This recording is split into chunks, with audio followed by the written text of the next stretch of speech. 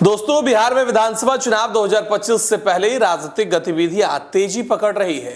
एक तरफ जनसुराज पार्टी ने अपना पहला स्थापना दिवस बनाया और इसके संस्थापक प्रशांत किशोर ने कहा कि एक साल की यात्रा पूरी तरह ईमानदार रही है और जनता के भरोसे को बनाए रखना उनका प्राथमिक लक्ष्य है। वहीं दूसरी तरफ बीजेपी ने अपने शीर्ष नेताओं के परिवारों को टिकट नहीं देने का फैसला किया है ताकि पार्टी में वंशवाद विरोधी संदेश मजबूत किया जा सके। दोनों ही घटनाएं बिहार की राजनीति में चुनावी हलचल को दर्शाती है। नमस्कार, यह हमारा बिहार और मैं हूं आपके साथ दिनकर आनंद। बिहार में आगामी विधानसभा चुनाव से पहले राजनीतिक दल अपनी रणनीति और संगठन को सुदृढ़ करने में लगे हैं। जनसुराज पार्टी ने अपना पहला स्थापना दिवस मनाते हुए ईमानदारी और पारदर्शिता का आज संदेश दिया।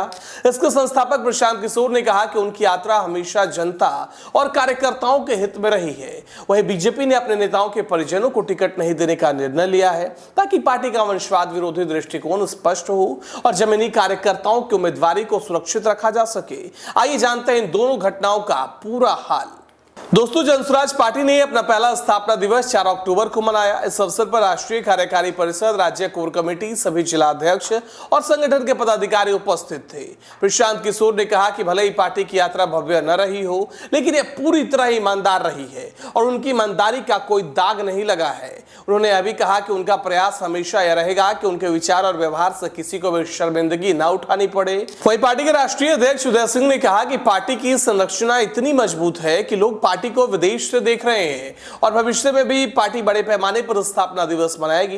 प्रदेश अध्यक्ष मनोज भारती ने महात्मा गांधी और लाल बहादुर शास्त्री की जयंती का जिक्र करते हुए कहा कि इन महान व्यक्तियों से प्रेरणा लेकर पार्टी हमेशा जनसुराज के मार्ग पर चलेगी। प्रदेश महासचिव किशोर कुमार ने प्रशांत किशोर के ईमानदार प्रयासों की सराहना की और कहा कि यह प्रयास आने वाली पीढ़ियों के लिए यादगार साबित होगा। वहीं बिहार विधानसभा चुनाव से पहले बीजेपी ने स्पष्ट संकेत दिए हैं कि पार्टी नेताओं के परिजनों को इस बार टिकट नहीं मिलेगा। पार्टी का उद्देश्य है कि वंशवादी राजनीति को रोकते हुए जमीनी कार्यकर्ताओं को अवसर मिल सके। पार्टी सूत्रों के अनुसार यह कदम पार्टी की विचारधारा को मजबूत करने और उम्मीदवार चयन में निष्पक्षता लाने के लिए उठाया गया है। बीजेपी अपने कैडर आधारित संगठन को मजबूत करने के साथ साथ कुछ मौजूदा सांसदों को मैदान में उतारने पर विचार कर रही है दोस्तों, ताकि एनडीए की जीत की संभावना अधिकतम हो सके। पार्टी ने 2010 के अपने शानदार प्रदर्शन को दोहराने का लक्ष्य रखा है। 225 सीटों पर महत्वाकांक्षी लक्ष्य के साथ चुनाव में उतर रही है।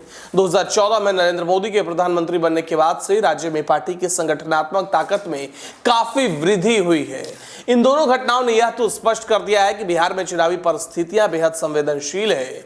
जनसुराज पार्टी ईमानदारी और पारदर्शिता के दम पर जनता का भरोसा जीतने की कोशिश कर रही है, जबकि बीजेपी संगठन और वंशवाद विरोधी संदेश को मजबूत करके चुनावी तैयारियों को सुदृढ़ कर रही है। दोनों ही घटनाएं बिहार विधानसभा चुनाव के लिए रणनीतिक दृष्टि से महत्वपूर्ण है और इनका असर राजनीतिक दलों की नीतियों पर, जनता की धारणा पर दिखाई देगा। तो सवाल यह है कि क्या जनसुराज पार्टी अपनी ईमानदारी के दम पर जनता का भरोसा बनाएगी और बीजेपी का वंशवाद विरोधी कदम पार्टी को मजबूती देगा या विरोध पैदा करेगा?